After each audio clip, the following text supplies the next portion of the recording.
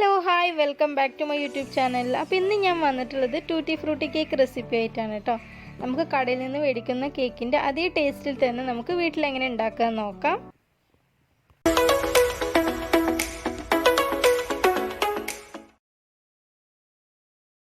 അപ്പോൾ ഇതിന് വേണ്ടിയിട്ട് ഞാൻ ആദ്യം തന്നെ ഡ്രൈ ഇൻഗ്രീഡിയൻസുകളൊക്കെ ഒന്ന് തരിച്ച് മാറ്റി വെക്കുന്നുണ്ട്. അപ്പോൾ ഞാൻ 2 കപ്പ് മൈദയാണ് എടുക്കുന്നത്. നിങ്ങൾ മൈദ എടുക്കുമ്പോൾ എപ്പോഴും ഇതുപോലെ ലെവലാക്കി കൊടുത്തിട്ട് വേണം മെഷറിംഗ് കപ്പിൽ അളന്നെടുക്കാനായിട്ട്. ഇങ്ങനെ ലെവലാക്കിയിട്ടുള്ള 2 കപ്പ് മൈദയാണ് ഞാൻ എടുത്തിട്ടുള്ളത്.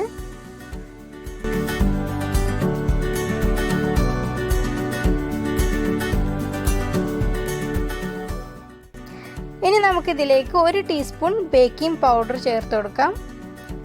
1 നുള്ളു ഉപ്പും കൂടെ ചേർത്ത് കൊടുക്കാം കേട്ടോ. എന്നിട്ട് ഇത് 3ഉം കൂടെ നന്നായിട്ടൊന്ന് മിക്സ് ചെയ്ത് തരിച്ച് മാറ്റി വെക്കാം. ഇതിലേക്ക് ഞാനിനി ബേക്കിംഗ് സോഡ ചേർത്ത് കൊടുക്കുന്നില്ല, ബേക്കിംഗ് പൗഡർ മാത്രമേ ചേർത്ത് കൊടുക്കുന്നുള്ളൂ. എന്നിട്ട് ഇത് നന്നായിട്ടൊന്ന് തരിച്ച് മാറ്റി വെക്കാം. കേക്കിന് എപ്പോഴും നമുക്ക് 2-3 തവണ തരിച്ച് മാറ്റി വെക്കുന്നത് നല്ലതായിരിക്കും കേട്ടോ.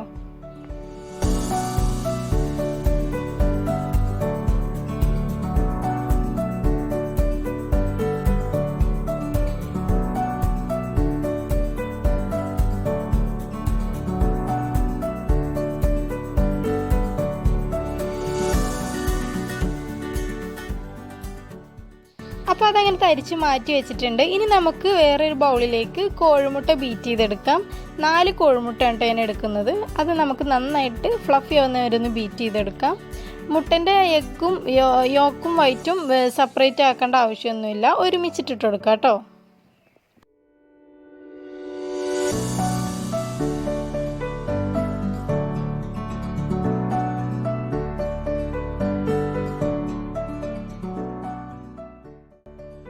അപ്പോൾ അത്യാവശ്യം ഫ്ലഫിയായി വന്നിട്ടുണ്ട്. ഈ ഒരു ടൈമിൽ നമുക്കിതിലേക്ക് പൊടിച്ച പഞ്ചസാര ചേർത്ത് കൊടുക്കാം. ഞാൻ 1 കപ്പ് പഞ്ചസാര പൊടിച്ചെടുത്തിട്ടുണ്ട്.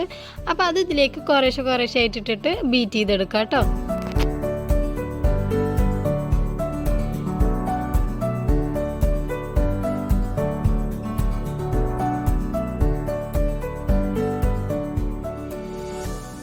ഇനി ഇതിലേക്ക് നമുക്ക് 1 ടീസ്പൂൺ ബട്ടർ സ്കോച്ചിൻ്റെ എസെൻസ് ഉണ്ടല്ലോ, അത് ചേർത്ത് കൊടുക്കാം. നമ്മളിതിൽ വാനില എസെൻസ് കുറച്ചും അതുപോലെ തന്നെ ബട്ടർ സ്കോച്ചിൻ്റെ എസെൻസ് കുറച്ച് കൂടുതലാണ് ചേർത്ത് കൊടുക്കുന്നത്. വാനില എസെൻസ് ഞാൻ 1/2 ടീസ്പൂൺ ചേർത്ത് കൊടുക്കുന്നുണ്ട്. എന്നിട്ട് ഇത് നന്നായിട്ടൊന്ന് ബീറ്റ് ചെയ്തെടുത്തിട്ട് ഇതിലേക്ക് നമുക്ക് 1/4 കപ്പ് സൺഫ്ലവർ ഓയിൽ ചേർത്ത് കൊടുക്കാം. സൺഫ്ലവർ ഓയിൽ ഒരുമിച്ച് ഒഴിക്കരുത്, കുറേശ്ശെ ആയിട്ട് ഒഴിച്ചിട്ട് ബീറ്റ് ചെയ്തെടുക്കാം കേട്ടോ. ഓയിൽ എപ്പോഴും നമ്മൾ ലാസ്റ്റ് വേണം ചേർത്ത് കൊടുക്കാനായിട്ട്. അപ്പോൾ നിങ്ങളത് ശ്രദ്ധിക്കുക. നമ്മൾ പഞ്ചസാരൻ്റെ കൂടെ ഒന്നും ആ ഒരു ടൈമിലൊന്നും ഓയിൽ ചേർത്ത് കൊടുക്കരുത്. നമ്മളെപ്പോഴും ലാസ്റ്റ് വേണം ഓയിൽ ചേർത്ത് കൊടുക്കാനായിട്ട്.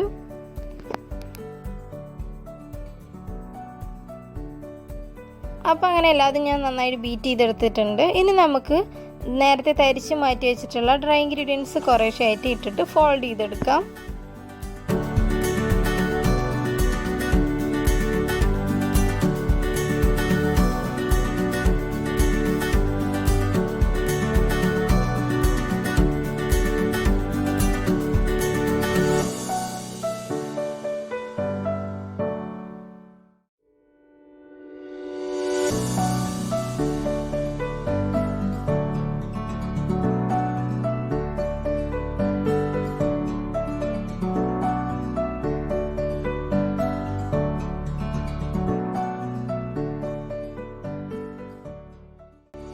അപ്പോൾ അങ്ങനെ എല്ലാ പൊടി ഇട്ടിട്ട് ഫോൾഡ് ചെയ്തെടുത്തിട്ടുണ്ട്.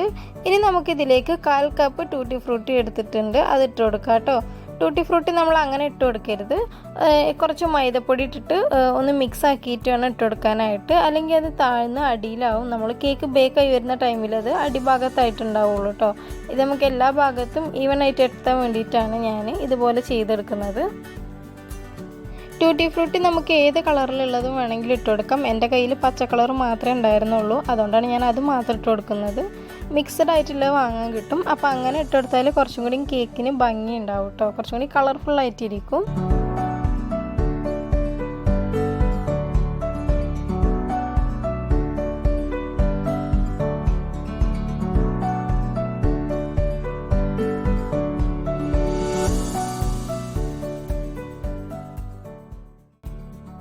അപ്പോൾ അപ്പോൾ ഞാൻ ടൂട്ടി ഫ്രൂട്ടിയൊക്കെ ഇട്ടിട്ട് ഫോൾഡ് ചെയ്തെടുത്തിട്ടുണ്ട്. ഇനി നമുക്കിതൊരു കേക്ക് ടിന്നിലേക്ക് ഒഴിച്ചു കൊടുക്കാം. ഞാൻ സ്ക്വയർ ടൈപ്പ് ആയിട്ടുള്ള ഒരു കേക്ക് ടിന്നിലേക്കാണ് ഒഴിച്ചു കൊടുക്കുന്നത്. അപ്പോൾ കേക്ക് ടിന്നിലേക്ക് ഞാൻ ആദ്യം കുറച്ച് ഓയിൽ സ്പ്രെഡ് ആക്കിയിട്ട് അതിൻ്റെ മുകളിൽ ബട്ടർ പേപ്പർ വിരിച്ചെടുത്തിട്ടുണ്ട്. ബട്ടർ പേപ്പർ ഇല്ലാന്നുണ്ടെങ്കിൽ ഓയിൽ തേച്ചിട്ട് അതിൻ്റെ മുകളിൽ കുറച്ച് മൈദ ഇട്ട് കൊടുത്താൽ മതി.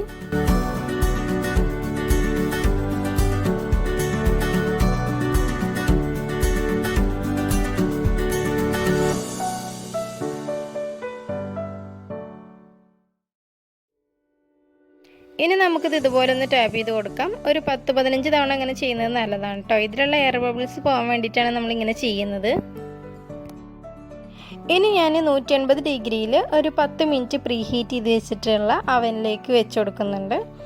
ഒരു 30 മിനിറ്റ് ടൈമാണ് ഞാൻ സെറ്റ് ചെയ്ത് കൊടുത്തിട്ടുള്ളത് കേട്ടോ.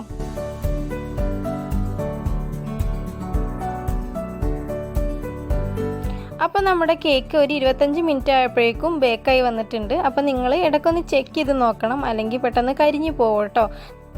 നിങ്ങൾ കുക്കറിലാണ് ഉണ്ടാക്കുന്നതെങ്കിൽ ബേക്കായി വരാൻ കുറച്ചും കൂടി ടൈം എടുക്കും.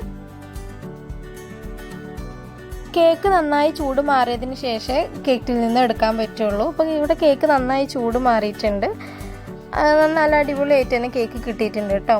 ഇനി നമുക്കിതിൻ്റെ ബട്ടർ പേപ്പറൊക്കെ ഒന്ന് ഒഴിവാക്കാം.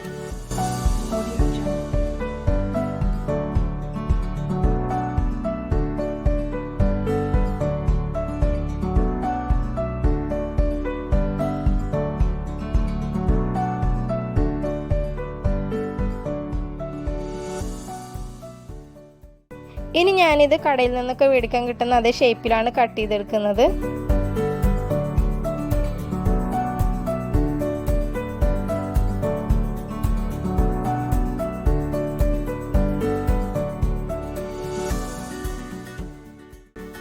അപ്പോൾ നമ്മുടെ കേക്ക് എല്ലാതും കട്ട് ചെയ്തെടുത്തിട്ടുണ്ട്. നമുക്ക് കടയിൽ നിന്ന് മേടിക്കാൻ കിട്ടുന്ന കേക്കിൻ്റെ അതേ ടെക്സ്ചറും ടേസ്റ്റും ആണ് കേട്ടോ കിട്ടിയിട്ടുള്ളത്. അപ്പോൾ തീർച്ചയായിട്ടും എല്ലാവരും ഇത് ട്രൈ ചെയ്ത് നോക്കുക. ട്രൈ ചെയ്തിട്ട് നിങ്ങളുടെ അഭിപ്രായങ്ങളൊക്കെ താഴെ കമൻറ്റിലൂടെ അറിയിക്കുക. പിന്നെ നിങ്ങൾക്ക് ഈ വീഡിയോ ഇഷ്ടപ്പെടുകയാണെങ്കിൽ ലൈക്ക് ചെയ്യാനും ഷെയർ ചെയ്യാനും സബ്സ്ക്രൈബ് ചെയ്യാനും